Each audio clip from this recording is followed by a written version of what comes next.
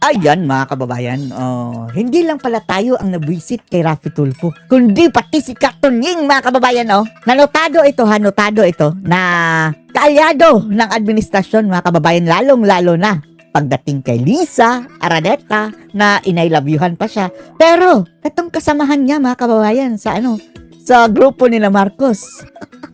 Kinall out niya si Raffy Tulfo na masyado namang masama ang bunganga mo. Hindi naman nararapat na tawagin mong istupido ang isang witness, lalong-lalo na napakabait mga kababayan, malumanay at senior citizen na si Gina Acosta. Minumura, tinatawag na istupido o sa Tagalog, tanga, dahil hindi niya lang nagustuhan yung mga sagot niya. Hindi maganda yan, sabi ni Tonying mga kababayan, panoorin niyo po ha. With all due respect, Senator Raffy Tulfo, maaaring nabubusit ka na kay Gina Acosta. Bakit naman siya nabubisit mga kababayan? Alam natin kung bakit. Dahil hindi sumusunod sa kanilang gusto mga kababayan eh. Ang gusto nila, ilaglag mo na si VP Sara. Mag-invento ka na ng mga istorya. Hindi nila mapasunod sa kanilang gusto mga kababayan dahil yung sinasabi ni Acosta, yun naman talaga ang totoo. Kaya nabubisit yan si Raffy Tulfo. At baka nga, bago pa mag-umpisa yung trial meron ka ng mindset, sino pang mga senador? Mayroon na yung hatol. Sina Tulfo, mayroon na silang hatol mga kababayan. Kay Gina Acosta at baka nga laban kay VP Sara Duterte. But we can ask difficult questions without being rude. Rude.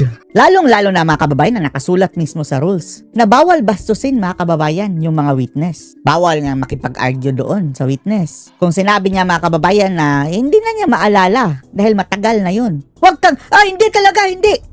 Do not argue. Bawal na bawal yun mga kababayan. Lalong-lalo na sasabihan mong istupido. Samantalang ikaw naman ang stupid, Raffy Tulfo. Alam nyo, kaming mga sikat. Ayun, tulad naman, nilalakay. Kaming mga Sikat. nasa radyo. Ang tawag sa amin public figure. Totoo naman mga kababayan. Sikat naman ito si Katonying. Hindi lang po kami. Kaso lang dumidikit kasi kina Bangag at kina Lisa na I love youhan patuloy ni Palaka mga kababayan. Mga government officials, mga senador. Kaya po ang tawag sa amin public figure. Meron pong mga sumusuporta na rin po sa amin kahit papano.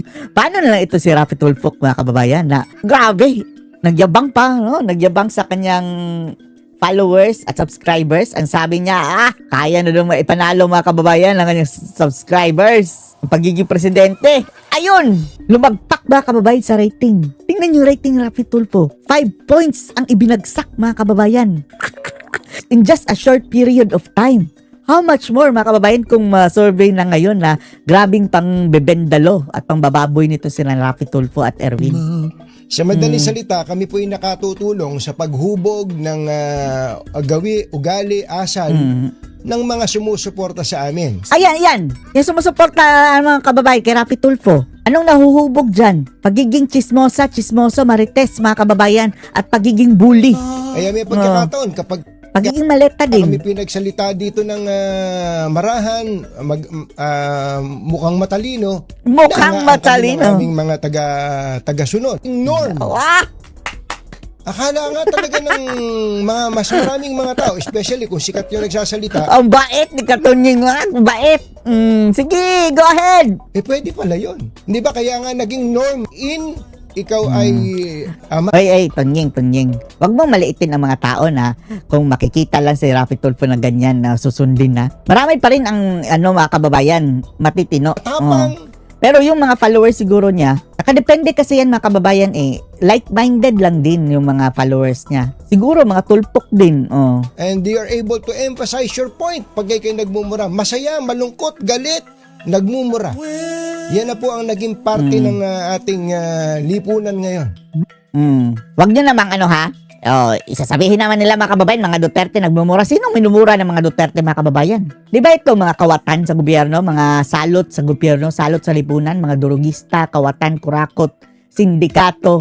Dapat naman talagang murahin mga kababayan. Pero yung kay Raffy Tulfo, witness. Tapos mga matitino pa mga kababayan, binabastos niya. Sino po ang sabihin nating may sala? De kami. Dahil Sige, ginagawa namin yan What's your point? Katulad, alam niyo, sabi nga po ng isang matandang announcer na nagturo sa amin nung araw, pero pumanaw na po siya eh. Si Ka Gerson Samson. Ano ni Ka sabi niya? Gerson Samson sa akin, you can be empathic. You can ask difficult questions without being rude. Sana ipaabot mo yan kay Tulfo, Tunying. Go! Ipaabot mo yan. Re-electionist yan si Tulfo, mga kababayan na. Sa tingin natin kung tatakbo si Sara, magsisenador ulit yan si Tulfo. So, kung magsisenador yan, wag nang iboto, mga kababayan. We will actively campaign against him. With all due respect, Senator Raffy Tulfo, maaaring nabubusit ka na kay Gina Acosta. Kami, nabubwisit na rin kami kay Tulfo. Baka nga, bago pa mag-umpisa yung trial meron ka ng mindset, sino pang mga senador? Laban kay Gina Acosta at baka nga laban kay VP Sara Duterte. Yung dalawang Tulfo. But we can ask difficult questions without being rude. Opo. Mga bastos kasi yan Yun. Pwede pong gawin, lalo na ng mga senador. Siguro gigil na si Senator Tulfo, hindi naman natin siya mapigil. Pero masisi. Masisi na sinisisi na nga natin. Pero to call someone stupid. Ang ibig sabihin, tanga. ng stupid, tanga. Yun pala, mga kababayan, no? Tinagalog na lang niya dahil hindi hindi na pwede ang stupid. So, tinagalog niya, mga kababayan, tanga. Parang baka maging norm na naman yun baka yun ang maging maraming tagahanga si Senator Raffy Tulfo and Diyos ko Lord, sino pang humahanga dyan? Yan, kung may humahanga pa dyan kay Tulfo, mga kababayan, mga bobo na yan. Na po ay maging bahagi tayo ng paglikha ng isang mabuting Pilipino. Tayong mga nasa media, public figure in general. Sana nga din ang nasa media hindi tumatanggap ng maleta. Sana nga lang. Dapat makatulong po siguro tayo sa paglikha ng mabubuting tao. Ay, nako. Hindi lang po sa paggawa, kundi pati sa pagsasalita. Yan. May punto naman siya, mga kababayan. At least na-call out niya si Senator Raffy Tulfo. Isang certified ungas, mga kababayan. Samantala, yan din ang saloobin ni mga kababayan. Attorney Topacio. Yan din ang kanyang naobserbahan. Panoorin niyo po, ha? Nagsusubaybay ako nitong impeachment trial at mabuti na lang at nasabi ni Sino? Senate Impeachment Court Presiding Officer Chis Escudero Kilay. yung mga pinagsasasabi ng mga parties lalong-lalo na yaong prosecution ay hindi po tama sapagkat ito ay Wala rin kwenta, mga kababayan Ngayon, challenge natin si Escudero na i-apply mo yung rules na ginawa nyo. Diyan kay Raffy Tulfo. Tingnan nyo, mga kababayan. Diba? Right after ni Cheese na doon, na hindi na ito pwede, hindi na pwedeng bastusin. Ano sinabi niya sa witness? Si Tulfo, mga kababayan, Raffy Tulfo na Viva Max. Huwag kang magtanga-tangahan, ganyan, tanga-tangahan daw, mga kababayan. Nakakahiya yung paglulustay ninyo. Di ba? As if, mga kababayan, guilty na talaga. Yan, pambabastos yan, mga kababayan, sa witness na naman. I-apply nyo kay Tulfo. subjudice. Ang konsepto ng subjudice ay ito, kapag merong pending case sa kahit na Aside sa subjudice, mga kababayan, minention din nila ang proper decorum na hindi na pwedeng hindi na pwedeng tawaging stupid. Ngayon, tanga naman ang tawag niya, mga kababayan. anong korte, hindi ka dapat nagsasalita sa publiko ng mga bagay na maaring maka-impluwensya ng korte regarding the merits of the case.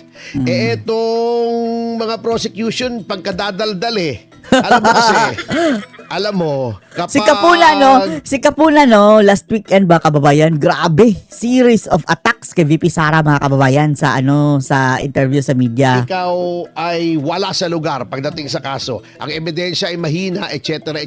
Dinadaan mo na lang sa trial by publicity. Tapos challenge sila, mga kababayan, na ipatawag sila chika para magkaalaman. Pag-aaralan muna namin ang mga buwisit. Si Lorna Kapunan, sasabihin niya, kung walang kasalanan, ba't ay magpakita? Walang logic dyan Talaga. Sinasabi, As if naman, kung pumunta doon si Sara, mga kababayan, na siya lagi ang tatawagin sa witness stand. No. Ang mangyayari, mga kababayan, nakaupo lang si VP Inday doon. Tapos picture-picturean, mga kababayan, and then ipapikita sa media, ayan, na-impeach ng taong bayan, ganyan. Tapos sisiraan sa international media. ni Ping Lacson na contrary to common sense. Yun ang sinasabi ng prosecution. Saan ka nakakita, ayaw magpakita, may guilt na. Nag-attach na ang Nakakatawa.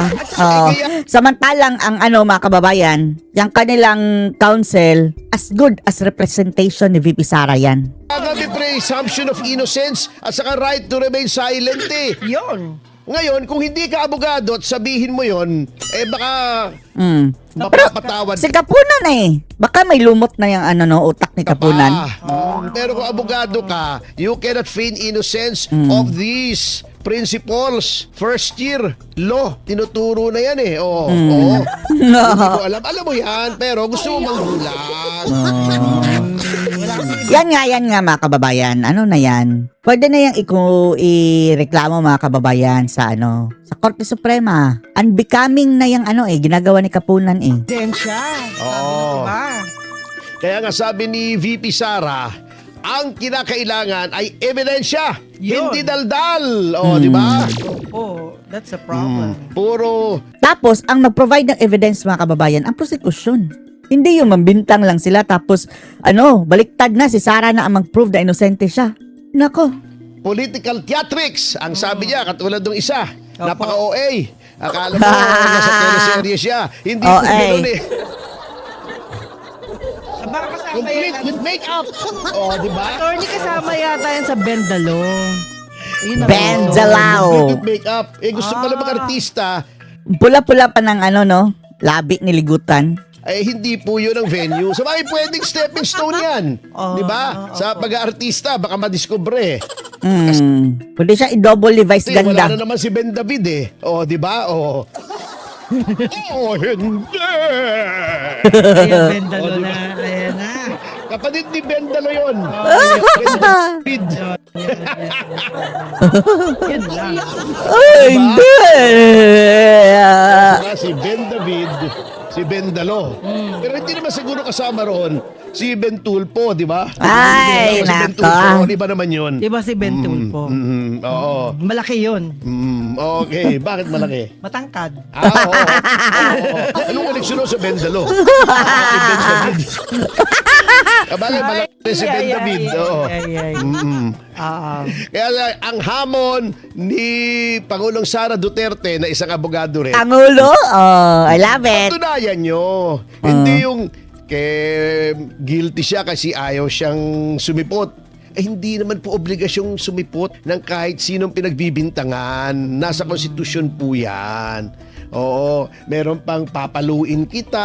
Oo nga, no? Ang babaw ng mga, ni Elton John, mga kababayan, no? Mga birada. Ayaw ka ganun bang tirada? Nonsense. Hindi po nakakatulong. Oo. Oo. May pananakot. At saka, alam nyo ngayon, nakakatawa yung mga miyembro ng House, hindi po nagpo-prosecute Di ba noon, ang prosecutor mismo mga miyembro ng House? Opo. Oo, nung panahon ni Erap, sina Joker Arroyo, mga miyembro mismo ng House yun. Ngayon, umuha sila ng mga reject din ng mga lawyers. Tingnan natin pag-aralan Hindi kasi marunong, mga kababayan. Ito sina Jokno, sina Dilima. natin bukas na noong panahon ni Erap, talagang mga miyembro ng House. Oo. Ngayon, wala, pinauubayan naman sa mga private lawyers. Oo, na mga OA Mga OA. Oo. Natatawa na lang ako yung quality ng prosecution medyo bagsak ng konti, Para sa akin Di ba? Hindi, may mga foreigner nga nag-insulto na sa atin sa nangyayari ngayon. Oo nga. Nakakatawa kasi kasi ang pinaprosecute mga kababayan, yung hindi kasali, yun pang lumalaban sa corruption. Diyos ko Lord. Kaya, actually, Katulad niya, ang gagawin mo, sasabihin mo, scam. Di ba? Bago nakikilo ko naman yung ibang mga senador. Kasasabi lang that witnesses na should hindi not be pwedeng treated ganun. that way. Oh, yan. Yan. Yan ay Senado. Inulit na naman ni Tulfo, no? Inulit na naman talaga ni Tulfo, mga kababayan. There is supposed to be dignity. O pagkatapos, sasabihin nyo, stupid, walang common sense. Ano Tanga-tangahan. Tanga-tangahan daw. Parang sila, mga siga. Yung word Bakit na ba nang bubuli pansiga. sila? Bully, mga kababayan. Professional kayo, di ba? Professional. Professional, Viva Max. Alam mo kasi, Honorable yan, Dishonorable. ang ganyan, kung gagawin mo sa isang korte yan, yung RTC o Opo. even Court of Appeals, pa-inhibit ka eh. Kahit Supreme Court. Eh, Kaya yan si Tulfo mga kababayan, pa-inhibit na yan dahil biased na biased eh. Tapos bastos pa talaga mga kababayan. ibig sabihin, kayo nasabi lang na senator judges. Ayoko. Kasi kayo ay halal. Hangal. Huwag naman kayong umasta na mas parang magagaling pa kayo sa mga Korte Suprema. Yun nga yung Diba? masakit. Yun ang masakit. Yung mga nasa Korte Suprema, that is the best of the best, the creme de la creme. Ang nakakatawa si Tuta Soto mga kababayan na grabe dati excited talaga mga kababayan visit. Ngayon, ang nga parang wala na talaga. Para lang mga kababayan, parang decoration na lang. Hindi daw siya nakaka-catch up. Ng ating mga legal luminaries, hindi naman po ganyan eh. Kapag nag-oral arguments at may nag-argumentong abogado at in-interpolate nila, wala naman pong ganyang mga insulto. Makinig po kayo. Ito talagang mga hurado na ito. Oo. Mga maestrado na ito. Hindi lang basta Sana nga ang mag-handle ng impeachment mga kababayan ilipat na yan sa Korte Suprema. Para talagang walang bias mga kababayan eh. sa maestrado, Supreme Court, pinakamagagaling. Yes. Hindi naman po nang gaganyan, hindi naman po nang iinsulto, hindi naman po ang akala nila sila na lang ang may alam. Pambihira naman. Huwag naman po ganyan.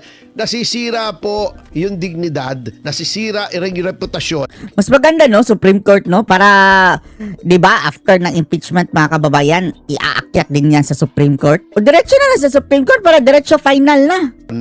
ng Senado sa ginagawa nyong yan. At pinapakita nyo yung inyong bias. Di ba daldal ng daldal yung iba na mga pinklawan. Oo. Oo. Na dapat daw yung mga judges ng impeachment court ay magpakita ng neutrality. Eh bakit yung mga kaalyado nila? Oo. Ano lang mga kababayan, ang kanilang gustong patahimikin sina Senator Robin. Sina Cayetano. Pero gusto nilang manatiling maingay yan sina Tulfok mga kababayan, sina Pagpag, sina Matsing, sina Virus. Lang kung mag-insulto. Sagad-sagad. Neutral ba yun? Oo. May decorum ba yun? Yun ang sinasabi ko eh. Practice what you preach. Kaya itong mga pinklawan hindi manalo-nalo na sa eleksyon eh. Wala na. Nakikita nila yung hypocrisy eh. Di ba? Bakit nga ganun sila, no? Sa dami-dami ng problema ng Pilipinas yan yung mga pinagsasamantalahan ninyo. Dilaw ang utak eh. Sira ulo na mga kababayan in short. Pailing ka na lang eh. Totoo. Alam mo, hindi ko nga maintindihan eh. Is it because wala kayong accountability kaya ganyan kayo umasta? Yun. Posible. Palibhasa hindi makapalag sa inyo yung witness. So, ibig sabihin, kayo pala, ang kaya nyo lang, yung mga hindi makapalag, yung Yan. Sina Tulfo mga kababayan. Ang kaya lang nila yan mga kababayan, yung hindi makapalag. Pero pagdating doon, kahit kay Sara, hindi makapalag kay Sara mga kababayan si Tulfo. Hanggang doon lang siya, bibira sa mga tauhan ni VP Inday. Lalong-lalo na kay Marcos. Kiss ass yan kay hindi Marcos eh. makalaban. Makatuwag kayo. Di ba? Pero hindi nakapanood ako sa ibang lahi.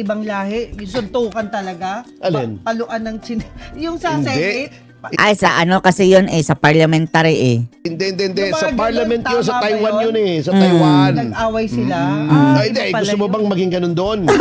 Ganun ang mangyayari. Ayun nga, Pag oo. Hindi napigilan. Sa South Korea. Sa Taiwan. Yung nagsampasan Oo. ng upuan. Suntukan, agawan ng papel. Suguran, di ba? Nilulunok pa yung batas eh. Yun. Oo. Ay, wag naman sana tayo umabot sa ganon. Wag naman tayo sana. Ay, hindi. Dumadating na nga sa ganun eh. Kaya lang, Yan. Inumpisahan na ni Tulfok mga kababayan ng gunggong na yan. Tapos dalawang pang buang mga kababayan na Tulfo. ang iniinsulto nila yung mga witness na walang laban.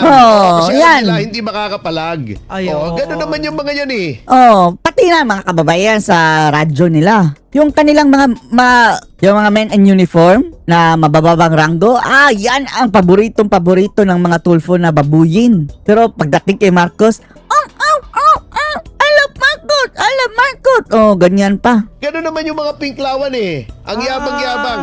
Amunin mo magharap. iiwas. Yung si Nery Colmenares, di ba, napakayabang nung may hearing kami doon sa DOJ. O, sabi ba naman sa akin, halika, sa labas tayo. O, sige ka ako, halika. Basta ko nawala. Hinamon pala suntukan. Hindi, attorney, Hinahanap ko, papatol umuwi sa na mga daw. ganyan. Umuwi na. Sa panahon niyan, kailangan talaga cool ka lang. Tuka lang. Hindi sa ganun, hindi sa panahong ito. Opo. Kung senator, judge ka Act that way. basahin mo yung sinumpaan mo. Ayun lang. Ha? Dapat neutral ka, impartial ka. Hindi ganoon ang pinakikita mo. Pero what if... Insulto mo yung witness, ano ba namang klase yan? Pero what if, stupid attorney, daw. yan ang napag-usapan ng grupo nila? Yan talaga pinag-usapan. Mga hudas sila eh. Kaya nga, wag nang iboto yung mga gunggong na yan. Ay, walang kwenta yung grupo nila. Oo, di ba? Basta rin natin, benggahin natin, mga ganun. Oo, kaya nga posibleng- palagay Yan. Mission yan ni Tulfo. Tapos si Lito Lapid, nag-umpisan na rin ng Benga mga kababayan, di ba? Umalag siya sa mga alias. Dahil mayroon ding daw lapid na andun sa confidential fund mga kababayan. Nasisira daw ang kanilang pangalang lapid. Kasi nga, manipis. Manipis. Ang Cracker. ebidensya. Kung anong kapal ng mukha nila, Ganon. manipis ng ebidensya.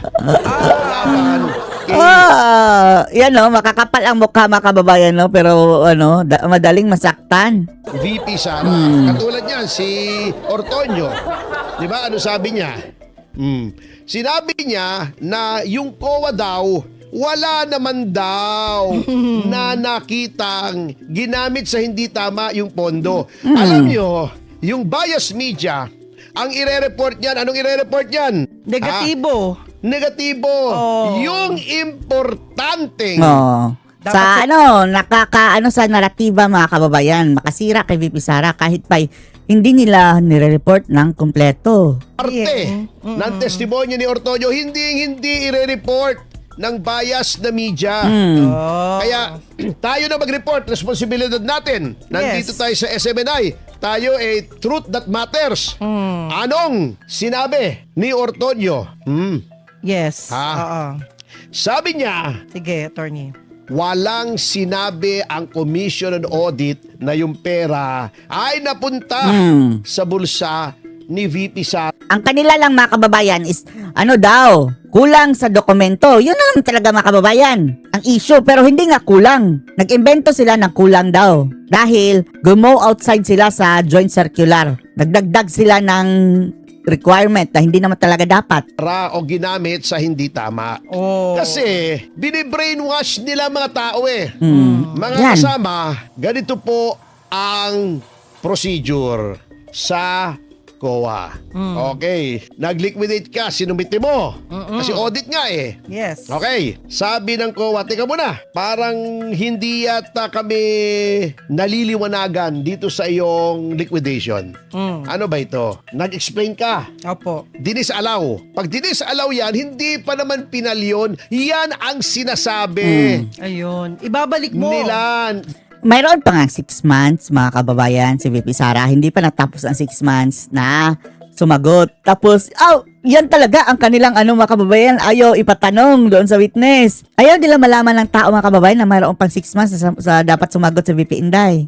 Yan ang sinasabi ni Robin. Kaya alam nyo, lumalabas, mas matalino si Robin sa inyong Totoo. lahat In Kasi fairness. si Robin May parehas sense pa. Okay.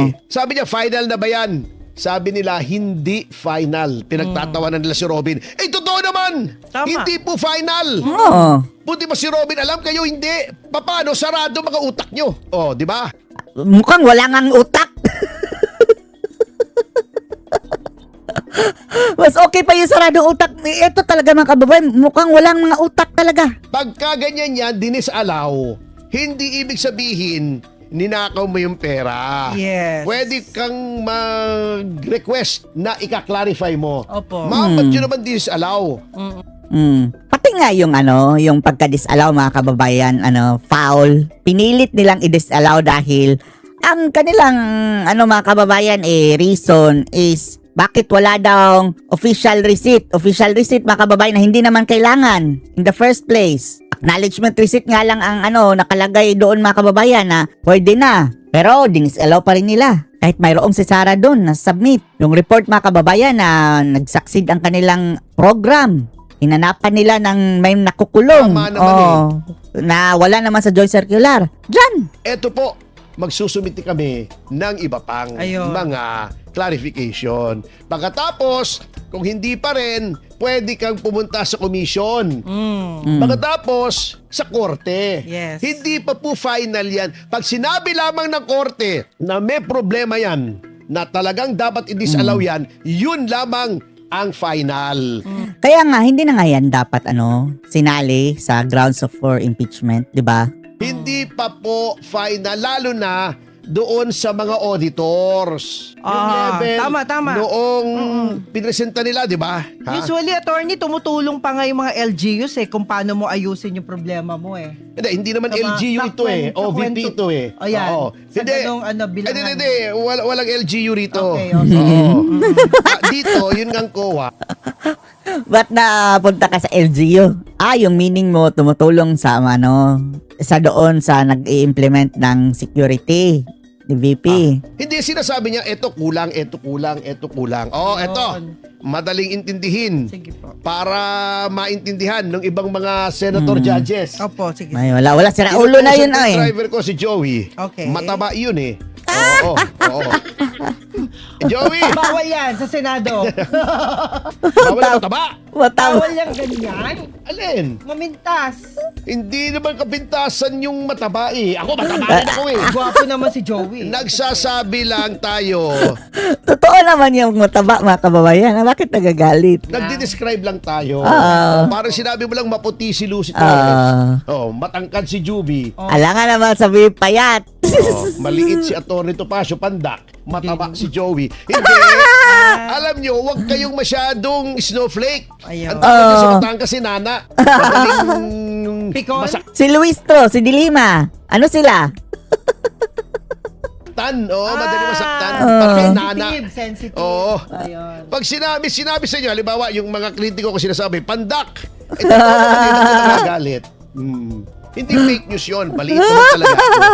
Ngayon, pag sinabi mong obobs ako, di mag-exam tayo. Tingnan natin kung totoo. Di ba? Bakit? Ano pala yung mataba? Sino pala yung mataba? Una, ilan ba ang degree mo sa kolehiyo? O pangalawa, ilan bang government exams ang pinasa mo? Para sabihin mong ganun ako. Pero anyway, wag na yun. Hayaan mo na sila. Mga ulalo naman yung mga yun Inggit nyo lang. Inggit lang. Halimbawa si Joey, binigyan ko 1,000. Eto listahan, bilhin mo. Okay. Di pagbalik sa'yo, eto lang ang sukle. Eto sir ang resibo, eto sukle. Teka muna, ba't kulang ng 200? Ay sir, sorry. Nakalimutan kong kumuha ng resibo para doon sa bulaklak. Ayun. Kasi ako every week nagpapabili akong bulaklak, nilalagay ko doon May sa extra harap. kang pinabili. Sa harap ng litrato Opo. noong magulang ko na Okay. pumanaw. Every week yan. Ay, happy 1,000 live viewers! Maraming salamat po. Sige. Di kulang ng 200. Ay sir, sorry, nakalimutan kong kumuha ng resibo dun sa nagtitinda ng bulaklak. Para ilagay dun sa harap ng painting ng mga magulang nyo. Ayun. Balik ako, kukuha ko resibo. Oo. Nakakuha na. Okay, ayos na, kikwentahin ko. Ay, ba't kulang ng 50? Ay, sir, sorry. Masahe. Oo, Pwede. nagbigay ako ng tip dun sa Watch Your Car. Yung nagpaparada sa akin sa harap ng flower shop. Binigyan ko ng 50. tip 50. Wow. Kasi sabi ko sa kanila, not lower than 50 yung mga Watch Your Car. Ano ba namang halaga ng pera ngayon, di ba? Opo. Mahirap na rin. Tinuos mo, okay na. Ganon yun. Hindi porket ay kulang. Nakaw na. Nagdakaw ka, di ba? Hindi pwedeng ganon. Oo. Alamin mo muna ba't kulang. Tama. Ay, kasi ganito, sir. Bakit kulang pa ng 50? Ay, sir, sorry. Bumili akong soft drinks, nauhaw ako. Ayun. Mineral water. Kulang ng 20 pesos. 20 pesos yon. Yun. Alam mo na, ganun po yun. Pero- ang importante rito, mga kasama, halimbawa ito, di ba sinabi, bumili ng gamot, walang OR. Pwede naman tingnan kung talagang binili ng gamot. Ang importante, mga kasama, walang sinabi ang Commission on Audit na binulsa Wala nga, ni di ba? Vice President Sara Duterte. Dinagdagan nila. Mm-mm. Kayo po investigador, pero wag sanang magdagdag. At sinabi, yung 2022 daw, yung notice of suspension na hindi pa naman final, ang nakalagay doon, hindi naman na binulsa yung pera, kundi, ay, pakipaliwanag nga kung bakit ganito, ganon. Ganon po yun. Hindi pa po final yun. Ang bihira naman. Yun ang sinasabi ni Robin. Eto po ay final na, sabi ni Robin. Sabi nila, hindi pa po. Bago tumatawa sila. Alam niyo si Robin, lagi nilang nilalait. Street smart yan at may common sense. Katulad nitong si Bam Aquino. Kainsuka. Sinasabi pang Aquino pa siya. Wala rin sa lugar ang sinasabi. Di ba, diniscuss ni Robin Opo. na, tika muna, Parang napahiya. di ba nung panahon ng revolusyon may mga alias din? Oo. Yung Lakambini, di ba? Oo. Yung si Plaridel. Tama. Si Si Gabriela. Gabriela. Hindi, Gabriela, pangalan yun eh. Gabriela silang yun eh. Hindi, Totoong pangalan yun eh. ginagamit din yun. Hindi. Si Sara Ilago lang gumagamit doon. Pinaniniwala Gabriela Party List. karoon kay Sara Ilago. King ko yun eh. Oo. Sige. Yan. Sabi niya, gumagamit naman talaga ng alias kung may kinukubli ka. Tama. At pagdating dito sa confidential funds, dahil nga mga informante yan, ay At may ano tayo, kailangan mong itago Walgera tayo laban sa NPA. ang identity. Ng isang Akalain mo ba tao. naman, sabi ni Bam Aquino, wala naman silang confidential funds eh. Grabe ka naman, sir. Siyempre, walang confidential funds. Ang puntos, Bam, ay Wala talaga to si utak si pagpag no? kapag kailangan ng confidentiality, acceptable gumamit ng alias. Yun. Di ba? Katulad ni Ninoy Aquino, gusto niyang ikubli. Marshall. Marshall siya Bonifacio. ay- Oh. Kaya sabi nga ni Robin, kung mayroon lang sana confidential pa si Bonifacio, posibleng buhay pa siya. Ay si Ninoy. Marshall Bonifacio pala yun siya no? Na tapos sabi ni Pagpag, walang confidential pa si Ninoy eh. Oh, di patay. Di ba? Patay. Pabalik na sa Pilipinas. Kasi may panganib nga sa buhay niya. Tama. Hindi nilagay Benigno S. Aquino Jr. doon sa passport niya. Marshall Bonifacio. Yun. Hindi pa nga Philippine passport yung kanya eh. Malaysian pa eh. Di ba? Para makubli talaga. Kaso napatay siya. Kasi Patay kasama- pa rin. Hindi po yun ang punto sa may confidential funds. Pinaglulunlo na naman tayo daw, nitong daw. mga nasa administrasyon na senador eh. No, akala natin oposisyon yan sila Pagpag, no? Oposisyon ang sabi nila eh. Oposisyon daw sila eh. Tapos mga Marcos na. O, di ba? Tama naman. Ito siguro ang dapat gawing alias dito sa mga senador na Alias hindi Sudas. makaintindi at nag-iinsulto. Kasi sinabi ni Robin, meron daw mga alias na ginagamit yung ating mga bayani. Di masalang, tikbalang, kailog, Taga-ilog, taga-gubat. ito pa, kasili, Kasili. kaadobo, katinola. Hindi, walang biro. Ayan, tingnan mo. Tama. Kapansit, Oh. kamote, kabawang. Di ba? Dapat ang tawag dito sa mga senador na hindi makaintindi, kakamote. Nangangamote. Kamote. Halatang nagkakampihan sila. Kamote. Yun ang nakikita Bago sinabi ko. pa naman nito na wala naman po tayong gera. Hindi ba ginigera tayo ng NPA? Oo. Yun. Di ba? Tama. Oh, ongoing People's War pa. ang tawag nila. Ongoing Sa pa kanilang yun. pagre-rebelde, di ba? Di ba ang tawag nila sa kanilang sarili? Bagong hukbong bayan. New People's Army. Army. Oo. Di ba pag may army, mayroong gera? Opo. Di ba? Opo. Mandirigma nga, sabi nila, di ba? At actively, mga kababayan, pinapatay ang ating mga kasundaluhan. Pulis. Oh, pinapatay. Di ba? Ang tawag nila, di ba? Isulong ang digmaang bayan. Di ba? Bago sasabihin mo walang gera, parang gera po yan. Gera talaga, hindi parang. Gusto nitong mga komunista na ibagsak ang ating republika sa pamamagitan ng armadong pakikibaka. Hindi Pakikibaka ba baboy. gera yan? Oh, kaya pala corn beef dahil laging nakibaka mga kababayan. Ang baka, beef. Anong tawag mo dyan? May armas sila talagang delikado. Talaga namang sinasabi, internal armed conflict daw ay different from war. Oo, pero the rules are the same. Bakit nagigera eh? Nagigera ngayon eh, 'di ba? Patay nga yung sa sa Negros. Merong intelligence gathering din Ubus. yan. Tapos ang sabi ng mga NPA mga kababayan, bakit wala man lang namatay sa sa panig ng militar? Overkill. Wow, gusto nilang may matay mga kababayan, yung yung legal France. Alam mo, ang dapat gawin nitong prosecution, mag-intelligence gathering. Wala silang intelligence eh. Mga bobo. Kailangan ng intelligence gathering eh. Pero may gathering sila, Tony. Nag-gather ng foot in mouth. Putan mo, tisis. Ay nako. Ay, nako na lang talaga. Ano masasabi dito mga kababayan? Post comments below.